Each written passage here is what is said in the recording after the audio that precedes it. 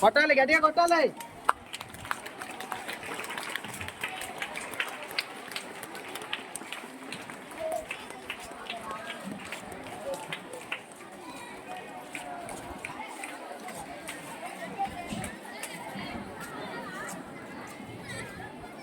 ఈ కార్యక్రమంలో ప్రతిపక్ష పార్టీగా వ్యవహరిస్తున్న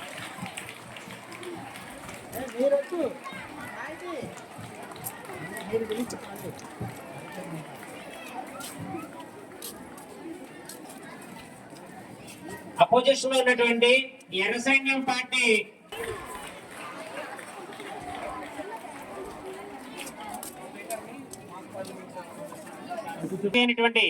స్పీకర్ గారిని ఈ కార్యక్రమానికి వచ్చి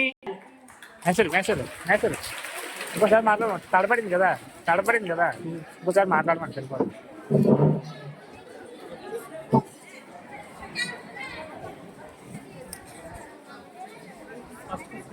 మొదటి ప్రశ్నను అడగవలసిందిగా సభ్యుల్ని కోరుతున్నారు. పేరు వి మోక్షిత్ గోపాల్. సభ్యులందరినీ ప్రశ్న సమయం ఆసన్నమైంది. ఫస్ట్ ఎవరెవరు వాళ్ళని ఇంట్రడ్యూస్ చేసుకోండి. పేరు వి మోక్షిత్ గోపాల్. నా దేశం పార్టీ నుండి నేను ప్రైమ్ మినిస్టర్ గా ఎన్నికయ్యాను. నా పేరు కవిత. నేను నా దేశం పార్టీ నుంచి హోమ్ మినిస్టర్ గా ఎన్నికయ్యాను. నా పేరు శశికాంత్. నేను హెల్త్ మినిస్టర్ గా అయ్యాను. ఎన్నికయ్యాను నా దేశం పార్టీలో. బి సాయిదుర్గా ప్రసాద్. నా దేశం పార్టీలో ఎడ్యుకేషన్ మినిస్టర్ గా ఎన్నికయ్యాను. పేరు యశోద. నేను నా దేశం పార్టీ నుంచి అటవీ మరియు పర్యావరణ శాఖ మంత్రిగా ఎన్నికయ్యాను. నేను ప్రపంచ శాంతి పార్టీ నాయకురాలిని మరియు లోక్సభ ప్రతిపక్ష నాయకురాలిని. నా పేరు సాహితి. నేను ఎర్ర సైన్యం నుండి నాయకురాలిగా ఎన్నికయ్యాను. మొదటి ప్రశ్న అడగవలసిందిగా సభ్యుల్ని కోరుతున్నాం. అధ్యక్ష, ప్రస్తుతం చలికాలం వస్తుందంటేనే భయమేస్తుంది అధ్యక్ష. నగరాల్లోని వాయు కాలుష్యం 500 ppm కంటే అధికంగా నమోదు అవుతుంది అధ్యక్ష. దీని నివారణకు ప్రభుత్వం వారు ఎటువంటి చర్యలు తీసుకుంటున్నారో తెలియజేయగలరు. అటవీ పర్యావరణ శాఖ మంత్రి సమాధానం ఇస్తారు.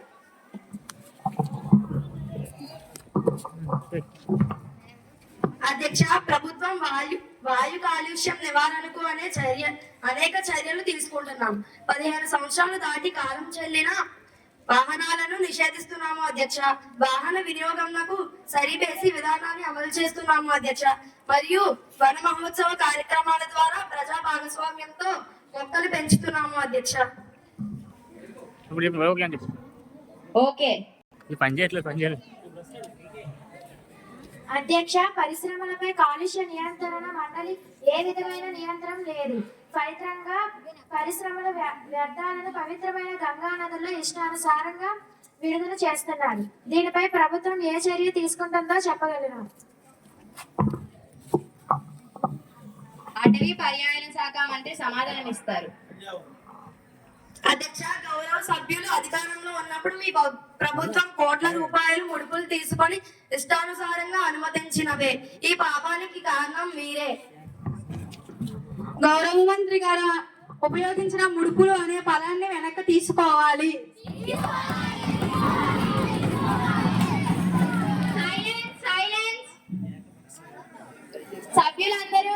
సభ్యులందరూ నియమాలను పాటించవలసిందిగా కోరుతున్నాను. దయచేసి సభ్యులందరూ నిశ్శబ్దం పాటించవలను. రెండవ ప్రశ్న అడగవలసిందిగా సభ్యుల్ని కోరుతున్నాం. అధ్యక్ష, మేము అధికారంలో ఉన్నప్పుడు ప్రభుత్వ పాఠశాలలో చదువుతున్న విద్యార్థుల కోసం ఇడ్లీ, సాంబారు, పొంగలి తదితర అల్పాహారాలు అందించడానికి ప్రతిపాదనలు సిద్ధం చేశాము అధ్యక్ష. ప్రస్తుతం ఈ ప్రభుత్వం గుట్టదాఖలు చేసినట్లు అనిపిస్తుంది. అమలు చేయదలిస్తే ఎప్పటి నుండి అమలు చేస్తారో గౌరవ విద్యాశాఖ మంత్రి వారు తెలియజేయగలరు. గౌరవనీయులైన విద్యాశాఖ మంత్రి సమాధానం ఇస్తారు. మళ్ళీ అంతా కట్ చేయాలి. అధ్యక్ష, ప్రతిపక్ష నాయకులు ప్రతిపాదనలు సిద్ధం చేశారని అన్నారు, కానీ వాటిని ఎలా అమలు చేయాలో దిశ లేకుండా ఉంది. ఈ ప్రభుత్వం ఇప్పుడు ప్రభుత్వ విద్యా వ్యవస్థను బలోపేతం చేయడానికి అల్పాహారంతో పాటు స్నాక్స్ కూడా ఇవ్వడానికి మేము ఆలోచించాము. దీనిపై సంపూర్ణ అధ్యాయానికి త్వరలో ఒక కమిటీని ఏర్పాటు చేస్తాము.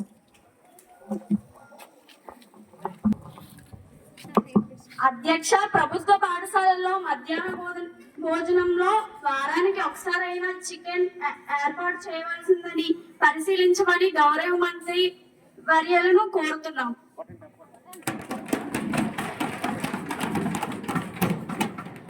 గౌరవ సభ్యుల ప్రతిపాదనలను కమిటీ పరిశీలనకు పంపిస్తాము.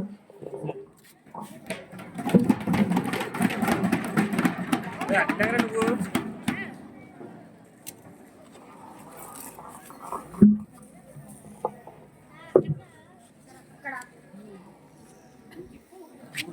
3వ ప్రశ్న అడగవలసిందిగా సభ్యుల్ని కోరుతున్నాం. అధ్యక్ష, బయటకు రావడానికి భయం వేస్తుంది. ఈ ప్రభుత్వంలో ఆడవాళ్లకు రక్షణ లేకుండా పోతుంది. అడుగడుగున ఆడవారిపై అత్యాచారాలు, కిడ్నాప్లు జరుగుతున్నాయి. అధ్యక్ష, మహిళా రక్షణే మా ప్రాధాన్యం అని అధికారంలోనికి వచ్చిన ఈ పార్టీ ఏ చర్యలు తీసుకుంటుందో ఈ సభ ముందు ఉంచవలసిందిగా కోరుతున్నాము.